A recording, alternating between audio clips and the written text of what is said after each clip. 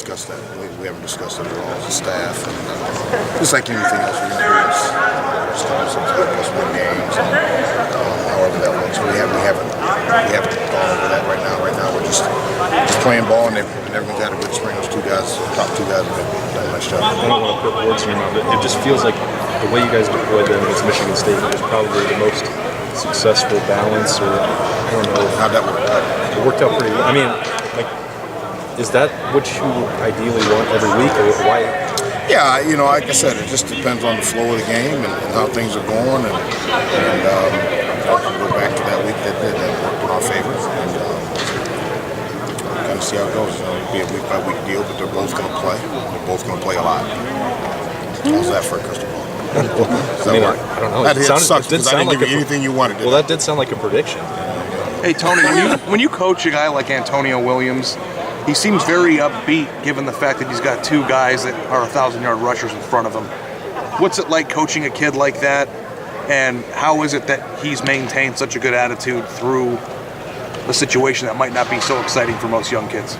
Well, first and foremost, he's a pro. He's a professional about how he handles his business. He's an extremely mature kid. He has improved. He's probably, in my estimation, probably one of our top 3 guys on the team as far as improvement. That's been coming from me. Obviously, I'm a little biased probably. But, he's had a great spring, a great attitude. But he's a pro and he handles his business. And at the end of the day, that's all you can do is do the best you can. And when your number's called, you show up. That's what he's done. I'm kind of assuming that he might stay healthy this spring. And that would mean that he's been healthy for a little while now. How has he been able to take advantage of that? Because last year he started probably slower than that. Well, yeah, when you're on the field, you get reps. And so that's been a good thing for him and everyone else, too. Because all of a sudden his reps are going to keep upon someone else. So, but he has, not done a good job of staying healthy. He's really doing a good job of taking care of his body. Our doctors and trainers and our strength and conditioning staff and coach Mick has done. They've been amazing. And Mike's followed their lead and done the rest of it. How much have you wanted to see what you have with JP and Mike this spring, and how much have you wanted to save them one at a time? Well, it's a combination of both. We've seen them both together, and we've done some things where they've both been out there together. And, but at the same time, they're very proven guys. So with that being said, we don't have to beat them to death, in these situations. But they do practice, and again, when their numbers call, they got to be able to go where they have been. Master Teague should probably be in high school right now. Master Teague, how's he? Exactly. How's he coming along? He's getting a lot of reps, and it's kind of drinking through a fire hose, if you will. I don't analogy, but he had a really good day today. He did have a good day today. He's getting a ton of reps, and he's a very conscientious kid and wants to do right, and almost a perfectionist. But he's doing well. Hey, Tony, I'm happy where his progress is at. you have very close recruitments with all the guys that are in your room.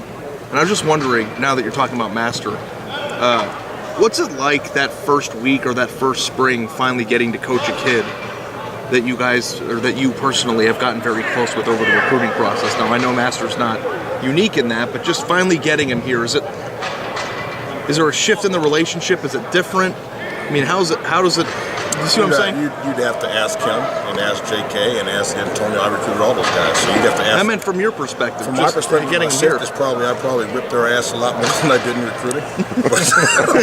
That's not part of the de-recruiting. No, I don't think I'm any different, in the recruiting process than I am when I'm coaching. And the difference is I'm around them every single day versus once a week. And but no, it's good, and it's good. You build such great relationships with people in the recruiting process, and then when you can get your hands on them every single day, we use the analogy of it's almost like your own children, and it is, as you're with them every single day, and you're able to touch them, put your hands on them, and shake them when they need it, hug them when they need it, or the combination of the two. But yeah, I don't think I'm unique in that regard as far as coaching the guys when you get them. It is what it is. When they get here, they're yours, and you got to care for them like they're your own. Tony, it's a unique situation to have 2 running backs who both run for 1,000 yards, in the same backfield, not counting the quarterback. How do you handle that going forward? Yeah. Well, that's what I was getting to. You guys teased us with the 2-back possible two backs being in there at the same time. I think it happened like 2 or 3 plays maybe last year. Do you have more of that in the package this year? Or We've done some things, yeah. We've done some things throughout the spring. We certainly got that in the arsenal. But how's having 2,000-yard backs back? How's that enhance the competition? Well, those guys, first of all, again, every day is a challenge. And everyone knows it in the room. Antonio Williams, I mean, my goodness, that guy, the way he's playing. Yeah. So there's 3 guys that are playing at a very, very high level and know the offense. They know the expectation level as far as our culture and how we do things. They do it right. They're conscientious, and they help one another. And so it's very competitive, but it's all very high, very spirited, and they help one another. Is there a pecking order there? Obviously, at the end of the year, J.K. was your number 1 running back, and Mike went in. Is that still the order? No, I don't know. I think we could go and we could probably chart it. They're about 50-50 right now. Tony's getting his fair share, my share as well. But those 2 are about 50. Mike and J.K. are about even. And how have you seen it play out from the standpoint of the experience factor? What do you get done more this spring having 2 guys who've been 1,000-yard backs? Well, there's, in the meeting room, we can go further into detail and kind of graduate level thinking, if you will. Talk about some things, and they do a great job. We get them on the board, and they're talking a lot and talking to one another, and so it's more interactive versus me having to lecture or teach them this very interactive room because they know. And so we can kind of go a little deeper.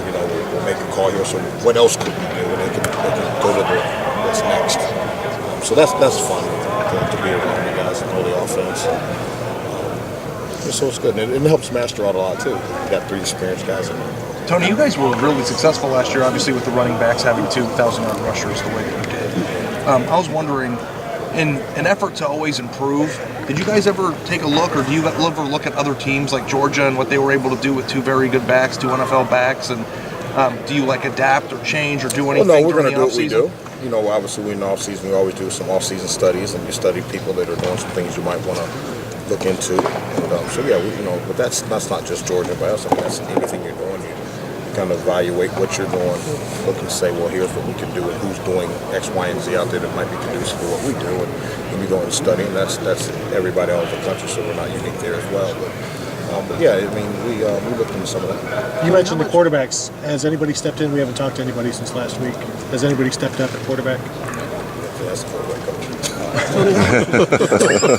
Can you get him out here? Does the phrase like keep all the backs happy? No. Is that part of your vocabulary, or is it just win the game? What's your name?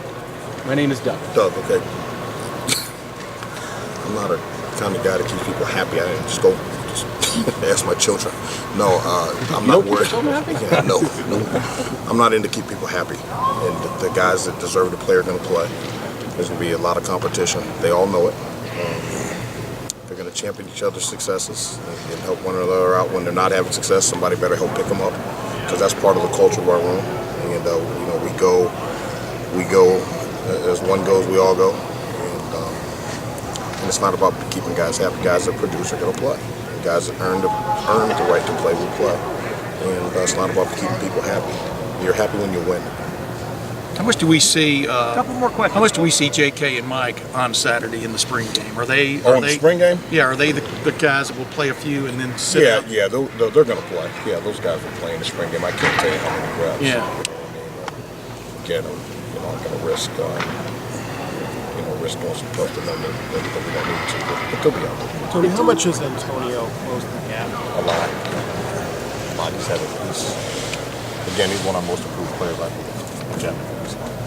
But he's closing a lot. He's really improved his game from top to bottom.